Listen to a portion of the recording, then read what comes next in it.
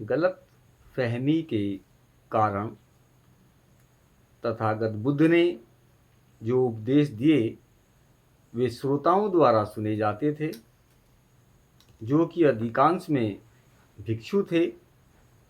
किसी भी विषय में तथागत बुद्ध का क्या कहना था, उसे जनसाधारण तक पहुंचाने वाले भिक्षुगण ही थे।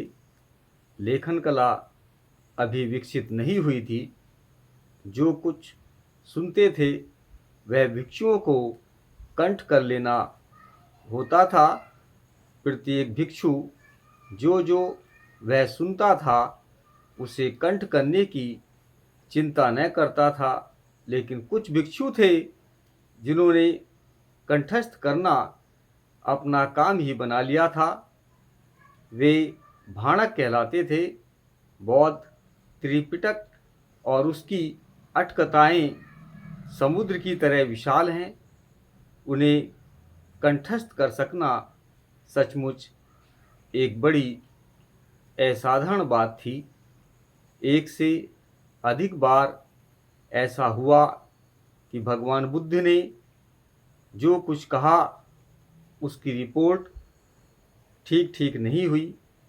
तथागत बुद्ध के जीवन काल में ही उनके वचनों की गलत रिपोर्ट की बात उन तक अर्थात तथागत बुद्ध तक पहुंची थी। उदाहरण के तौर पर ऐसे 5 अवसरों का उल्लेख किया जाता है। एक उल्लेख तो अलगत पुम सुत्त मध्यम निकाय 22 में, दूसरा महाकम विभंग सुत्त मध्यम निकाय 136 में, तीसरा कर्णकठल सुत्त मध्यम निकाय 10 में, चौथा महातणहा संख्या सुत्त मध्यम निकाय 34 में और पांचवा जीवन सुत्त मध्यम निकाय 55 में।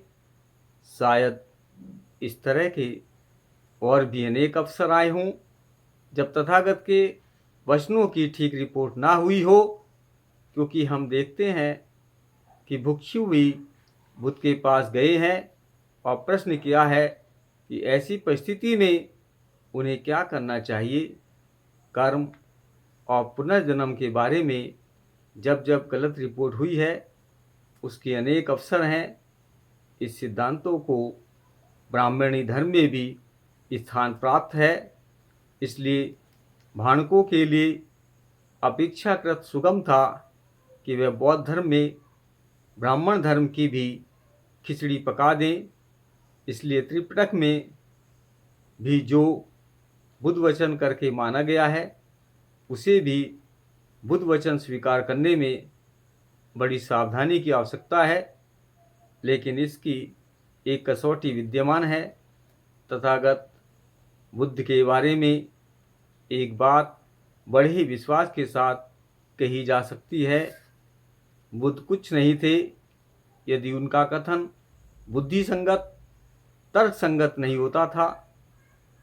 दूसरी बातों का यथा योग्य मूल्यांकन करते हुए यह बात कही जा सकती है कि जो बात बुद्धि संगत है, जो बात तर्क संगत है, वह बुद्ध वचन है। दूसरी बात यह है कि बुद्ध ने कभी ऐसी बेकार की चर्चा में नहीं पड़ना चाहा जिसका आदमी के कल्याण से कोई संबंध न हो। इसलिए कोई भी ऐसी बात जिसका आदमी के कल्याण से कोई संबंध न हो, इसलिए कोई भी ऐसी बात जिसका आदमी के कल्याण से कोई संबंध नहीं, यदि बुद्ध के सिर मढ़ी जाती है तो उसे बुद्ध वचन नहीं स्वीकार किया जा सकता। एक तीसरी कसौटी भी है, वह यह है कि बुद्ध ने सभी विषयों को 2 वर्गों में विभक्त किया है। ऐसे विषय जिनके बारे में बुद्ध निश्चित थे और ऐसे विषय जिनके बारे में बुद्ध निश्चित नहीं थे। जो विषय पहली श्रेणी में आते हैं उनके बारे में उन्होंने अपने विचार निश्चयात्मक रूप से और अंतिम रूप से व्यक्त किए हैं। जो विषय दूसरी श्रेणी में आते हैं उनके बारे में उन्होंने अपनी राय भर व्यक्त कर दी है, लेकिन उनके वे विचार ऐसे हैं जो बदल भी सकते हैं।